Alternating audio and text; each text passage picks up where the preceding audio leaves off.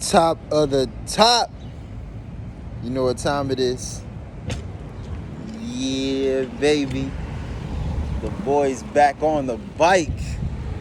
Y'all know what time it is. Cycling with Thoughts. Another episode. This time we back, baby. Yeah. What's up with y'all, man? If you don't know already, I go by the name Vinny Musa. I am a creative director of Red Autumn NYC and also other artists that I deal with. I won't even say deal with. I like to say collaborate with, right? Because they're not a burden at all. Man, real beautiful day out right now.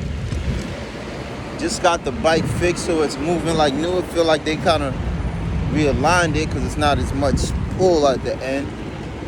So I probably got to have them go through and do the rest of the tires. But anyway, I ain't got too much to talk about. But I did have a really dope day yesterday. I was working with my man Narcy on his next project. We were kind of putting that thing together. We recorded 2 songs last night. You probably seen my what was going on. But man, oh, my fault, bro. Sometimes you gotta really just be in the moment. You know what I'm saying? Like, and I got a chance to really do that yesterday, to really say, you know, I really love the creative process, even when it's not my own. As a matter of fact, I enjoy it more when it's not on my own, because you don't so much have the you don't so much have the pressure of like what people are gonna think about you. And that's something that I actually talked about in a little a little reflective piece that I'm definitely gonna start doing more often. But just mixing it up all the time. Again, just kind of showing y'all what I'm going through as I'm creating this project called War, and what it really means. That them thoughts in your head that you battle all the time, sort of like reality versus perception. But yeah, man, we really went crazy on the collaboration of the couple songs that we did, and we even got ourselves a little order to what we want. And man, it's very refreshing to deal with an artist that has much creative energy as you do in their own way. It's like having 10 people in the room, even though it's only 2 people really contributing to the vibe. Well, also shout out to Fritz. He was there last night too. And if you haven't seen from my stories already, that's another creative monster. So, that's like 10 people in the room. You know what I'm saying? But it really made me say a couple things. It made me say, I definitely need to get back to being hands-on with the production like I was previously, because that's just where the sauce comes from. Getting back into just playing the keys or picking up that guitar again, just doing those kind of things. Because for me, when it comes to music, man, I really feel it. I don't joke around when it comes to just how much I'm feeling the music. Like, I'm the type of producer that closes his eyes like just to come up with them keys that you just feel in your soul. So definitely want to get back to that. Cause man, like, one thing about one battle that you face as a creative is trying to keep your craft as pure as possible.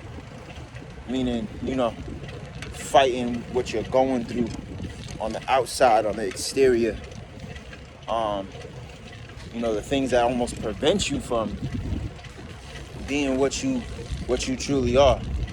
Which, funny enough, all those pressures and friction is what creates you as the diamond, as long as you keep fighting. You know. So that was interesting. I also had a super dope conversation with an engineer that I work with. His name is Connor. He owns a studio called Seven Circle Studios, and we were talking about knowing your worth.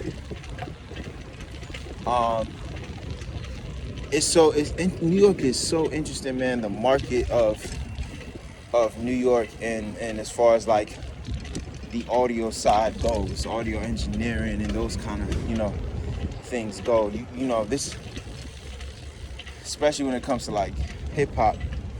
This was the mecca for a lot of things, and it seems to me, and people would say it. I remember A Boogie said it one time that engineers out here just aren't as quality as in other places. And I of course, I naturally beg to differ, because you got Red Autumn. You know what I'm saying? Like, we got credits, baby. We out here doing things. I don't know where he went, but let's put it into real perspective, because we're an outlier. At the end of the day, in New York City, you have two tiers. There's no in between.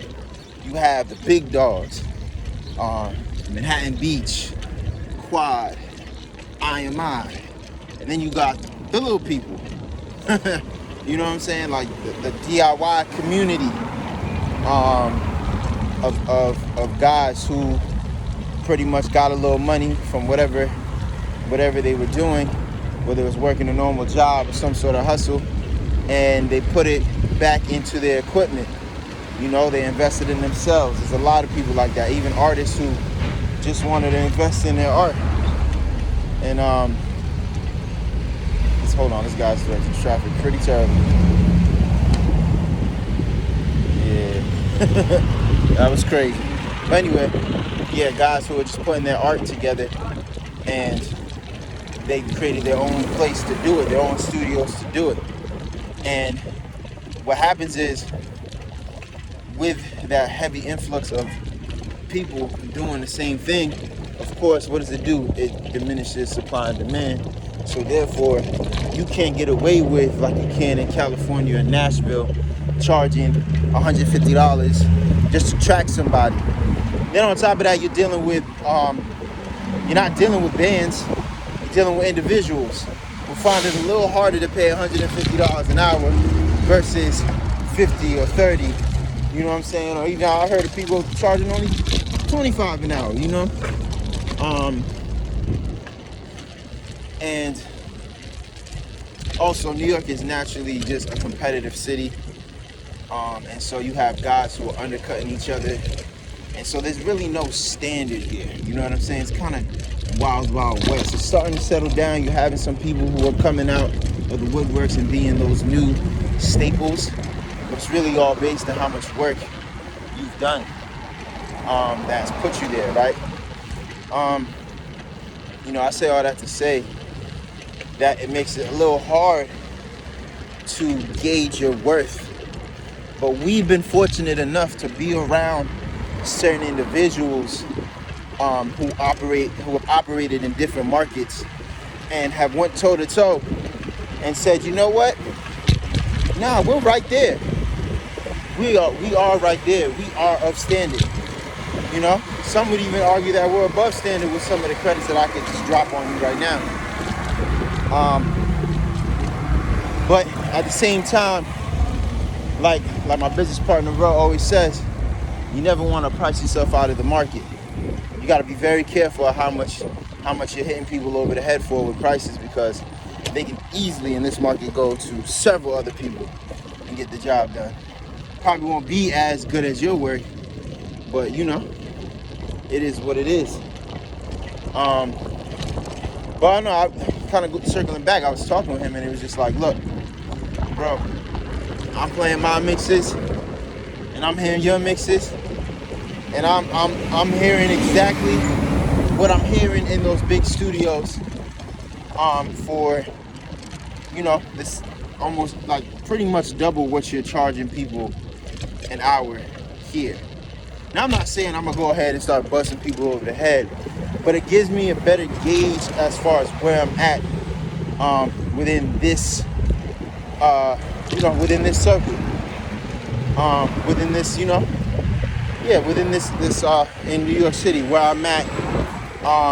It's not that bad, and I'm actually on the right track as far as how I've been scaling my pricing and everything like that, and what I'm really worth, And then it had me thinking of other things. It's like, well, see, this is why it's important to up your network, right? And don't just network with people within your city, You have to go outside of. We have the internet, so that kind of makes it a lot faster for us to do. But that's the point. It's like, look, if you want to command a certain price point, then you got to be around people who are used to paying that price point. And it's really simple math. If you're sick of getting $50 an hour and you put the work in and get way more than that, then stop. Just, elevate your circle. That's really what it's about. Because I put it like this. You're lying to yourself if you're saying you're elevated, but you're still around the same people. It's double negative. That's not how life works. Certain things reign true. Your worth to the outside world is very connected to how much money you have, in a weird way. Because everybody has this unlimited potential to do whatever they want, but then, that's a spiritual side of it. But there's also a physical side to it too. You have to respect and honor that just as much as you respect and honor the spiritual side of it. You can't get lost in the clouds. You really have to find ways to ground yourself in the reality that you're in. But know that you can, just like how you can expand your mind and your spirit, you can expand your reality. Just like that. But that's about it for my rant for the day. As you know, I use these as kind of like a journal entry for myself. I see a lot of people have been watching and enjoying, and I just want to say thank you for even, sitting down and listening with me. And look, feel free to comment and let me know how y'all feel. If y'all have something that y'all want me to kind of come up here and discuss with y'all, because pretty soon I'm gonna go live with these. I'm just still kind of building up, the audience for it. And trying to figure out when people are actually up to go live and be successful, because I would love to talk to other people as well, But yeah, let me get up out of here, man. I'm already taking up enough time as it is. Signing out.